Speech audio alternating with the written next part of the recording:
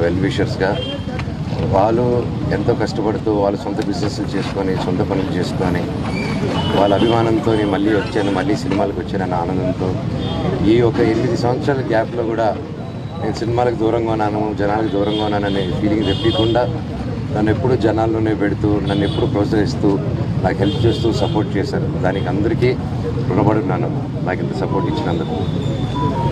అలాగే అంత ప్రేమగా అభిమానం చేసేటప్పుడు ఒకరిని అభిమానాన్ని ఆపకూడదు. నువ్వు ఒక లీడర్ని ప్రేమించు, ఒక అభిమానించు, ఒక యాక్టర్ని అభిమానించు.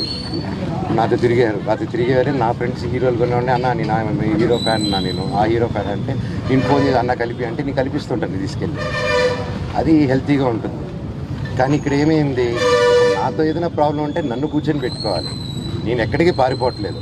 ఫస్ట్ రోజు హైదరాబాద్ గొడవ నుంచి ఈ రోజు వరకు నేను వస్తున్నాను, కానీ నేను పారిపోవట్లేదు. చీకట్లో కూర్చొని చెట్ల వెనకాల దాంకొని ఈ చక్కెరలు పోయడాలు, ఈ బ్యానర్లు ఇప్పించడాలు, వీళ్ళు ఏం తప్పు చేశారు?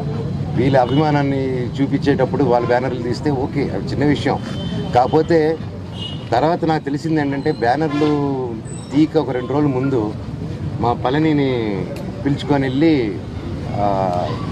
ఇది నా సొంత తమ్ముడులాగండి, ఎప్పటి నుంచో ఉన్నాడు.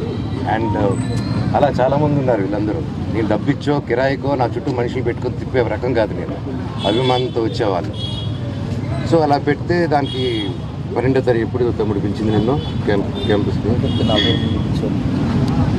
అదే 12, 11, 12 అలా పిలిచారండి. పండగకి 2-3 రోజుల ముందు పిలిచి, రే మనోజ్ వస్తున్నాడా, వస్తే నువ్వు కూడా ఉండకూడదు, ఏమీ చేయకూడదు, ఎవరు వెళ్ళకూడదు అని ఇదంతో పాటు చాలామందిని పిలిచి ఏరియా వైజు, అంటే ఎంత టైం స్పెండ్ చేస్తున్నారంటే 10 నిమిషాలు, ఒక గంట సేపు పెద్ద మనుషులు ఒక 4 కూర్చొని పెట్టి, కూర్చొని మాట్లాడేసి అక్కడ క్యాంపస్లో జరిగే మిస్టేక్లు రెక్టిఫై చేసే చిన్న విషయం.